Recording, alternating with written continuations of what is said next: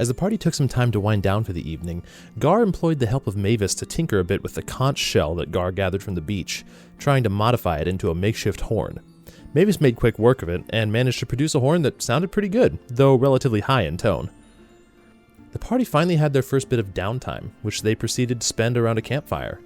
Gar and Mavis had some conversation regarding May, with Mavis still unable to understand why someone would choose to ask for punishment in the name of their faith, and unable to accept the existence of the divine in general. Mavis tried to dismiss the divine by insisting that Gar is the one with the power, and the one performing the acts that he does, while Gar tried to help Mavis understand that he is an instrument of Melora's will, and like usual, the two agreed to disagree. Mavis paid May a visit in her tent, stating that he does so tire of ceaseless light, to which May returned a greatly confused expression, one that Mavis was looking for, and then Mavis promptly left May to her tent, and her confusion at the situation. Torin joined Gar by the fire, asking what he was doing so far south from the Hollowfjord, so far away from home. Gar explained that he was part of a fishing vessel that shipwrecked on the southern portion of Ador, and that he was the only survivor. Torin sympathized with Gar, noting that not many people can know what it truly means to a Dragonborn if they lose their clan. Gar asked Torin if he still held a faith in Bahamut, and though Torin said that his priorities shifted to his current line of work in the City of Harmony, he stated that he still holds an underlying faith in Bahamut. The two remarked that times of darkness can strengthen one's faith in the light, that the darkness illuminates the light in a way. Laren overheard some of the conversation between Gar and Torin, and decided to join Gar once Torin had left, saying that she was sorry for the loss of his crew. Gar asked Laren a bit about herself, and Laren shared that she is from Kalcheth, to which Gar asked if she had heard of the Knox family already. Laren seemed somber at the mention of them, stating that they are a nasty bunch. Gar picked up on the fact that Laren seemed bothered by the Knox family, though he didn't push any further. Zeos experimented with teleportation magic, attempting to teleport a small item between two small teleportation circles he inscribed in the ground within his tent.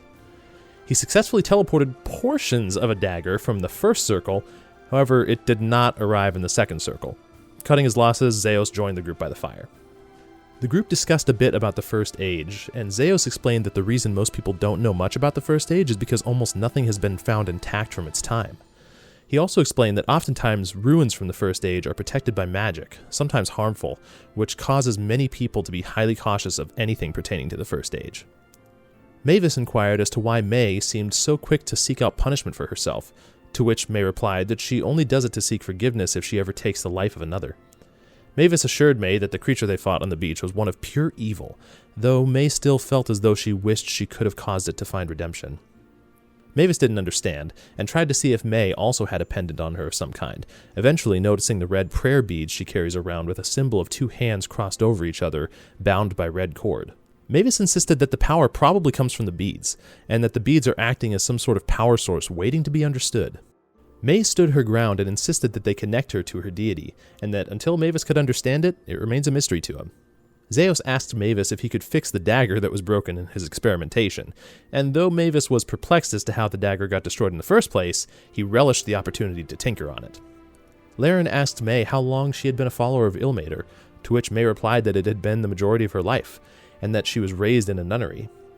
Laren said that it must be a difficult burden to bear, always looking to take on the suffering of others, but May viewed it in a positive light, hoping that in taking on the suffering of others, they are allowed to flourish. Before heading off to bed, Mavis felt something under his pillow and discovered the missing portion of the dagger. Very curious as to how it got there, and realizing he now had questions for Zeos, but eventually the party all headed off to bed. Mavis had a strange dream in the night involving his different creations as a tinkerer. His creations formed themselves from rubble on the ground. Turrets that he had built began to adhere together, forming some sort of vague humanoid shape, with a consistent sound in the background that sounded vaguely reminiscent of a hammer on an anvil. As this bizarre humanoid figure of misshapen constructs stared back at Mavis, its eyes began to glow red, as a final ting from the distant anvil rang out, and in the darkness of the dream, a single cogwheel stood out in Mavis's vision, glowing a soft yellowish white, and the dream faded. The party awoke the next morning and began preparations to head north, as Gar decided to look for the scout from the day prior, and Zeos quickly visited with Torin to see if there was any new information. Torin simply reiterated what he had said the day before, that this final tether appears to be the most powerful, and to be careful. Gar eventually found the scout and immediately regretted asking for any help, as the scout seemed to stumble over his words quite often and didn't ever quite seem to stop talking. The scout seemed willing to guide the party the majority of the way to the tower, and though Gar was hesitant, he agreed to let the scout join them if he used as few words as possible when speaking, and with that, the party headed north to the ruins. Along the way, Gar spoke a bit with Zeos about how people seemed to be looking at Gar as the leader of the group. Zeos didn't seem to care whether Gar led the group or not, saying that his time since Sunset Valley has mostly been spent on trying to get back home. Gar said that he doesn't really want the responsibility of leading the group, and asked Zeos if he wanted to lead the group, acknowledging his knowledge of the world as a trait that might make him fit for the job. Zeos said that it sounds more like something Gar is suited for, and that he fits in the leadership role and brings the group together. Zeos said that not all leaders want to be leaders, but are chosen by those around them. May approached the scout and asked what his name was, and the scout replied that his name was Stanley. Stanley seemed very flustered, and it became obvious that he is a compulsive talker, as he explained that it has gotten him into trouble from time to time. May listened to his plight, trying to help where she could. Eventually, the party arrived at the clearing with the ruined tower. As the party approached a natural retaining wall separating the tower from the low ground, Laren spotted 2 runic symbols on the sides of a natural stairway in the wall to the higher ground. Zeos stated that the runes could probably simply be destroyed, a statement that Mavis was more than happy to oblige. As the party approached the dilapidated tower, they remarked that it was smaller than Sehanin's tower, and was indeed in ruins. As the party investigated, they quickly realized that very little remained of whatever this tower used to be, and the only piece of information they were able to find was the word Otto on a broken bit of stone. Zeos seemed to remember that Otto could have been the name of a wizard, although he couldn't remember anything beyond that. Eventually, the party entered the tower and found a book that somehow survived in the rubble, that still had a few legible sentences on its tattered pages. One sentence read, "Our worst fears have come true." Another said, "The enemy was successful." Another yet, "The only plan that remains is madness, at best." And the final sentence read, "Who knows if this tower will even still be standing once we're finished. Desperate times, I guess." And it was signed Otto. The party then began to hear writing in the pages of the book, as the book appeared to be writing in its own pages, and claimed that it was enchanted by Otto as a sort of test. The book asked if the group wanted to proceed to the next chamber, and Zeos used the scroll that was provided to him by Torin to see if the tether connected to the tower, and he saw that the tether seemed to continue straight downward through the center of the tower. The party agreed to the book's proposal, and the book gave them 3 riddles. After some deliberation, the party correctly answered all 3 riddles, as they suddenly witnessed a flash of light, and they were all teleported away. The party found themselves in a room that appeared to be underground. Decrepit dirt floors crunched beneath their feet. A giant tree root stuck out of the wall from the decay of how old the place must have been.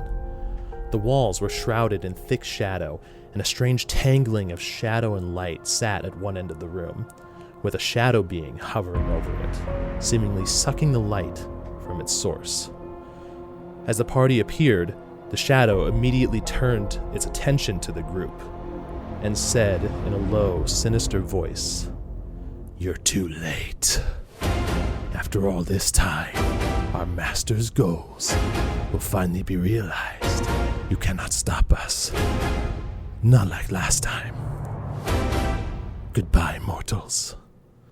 As the shadow being backed into the shadow, and the party began a game of cat and mouse trying to find the shadow creature. During the battle, tendrils of darkness lashed out from the shadowed walls, attempting to pull different members of the party into the shadow. Those that were pulled in were met with terrifying visions emerging from the darkness, as the shadow creature seemed to be trying to weaken the party's resolve before truly attacking. The group stowed themselves, remained strong, and continued to fight the shadowy fiend. Eventually, as the shadow grew weaker, several smaller shadow creatures emerged attempting to help, and though there were a couple close calls, the group emerged victorious. In the aftermath of the battle, the shadow faded from the walls, and the party could now see the source of the light that the shadow creature was feeding off of, a small box-shaped object that seemed to be emanating light into the room. Laren attempted to check a door that they could now see to investigate for any possibility of traps, and Zeos and Mavis investigated the box-shaped object. As Zeos touched the object, the light billowed out and filled the room they were in. As the group's vision went white, and they found themselves on a flat mountaintop. A spire of rock, a layer of clouds, sat several feet off the side of the mountain. The The party looked to each other and realized they appeared to be in some sort of spectral form. As they looked at the other end of the rock, they saw a human sitting down, cross-legged, with his hands over his knees. As he opened his eyes, looked toward the party, and said, "After all these centuries, a memoriam has been found. I have awaited a lifetime for this moment. But first, you must be tested to find out if you are worthy. Come and find me, O chosen adventurers. I will be waiting." As the group's vision faded back to the underground chamber that they were in previously, the group realized that this cube object must be the memoriam that the human in their vision was referring to.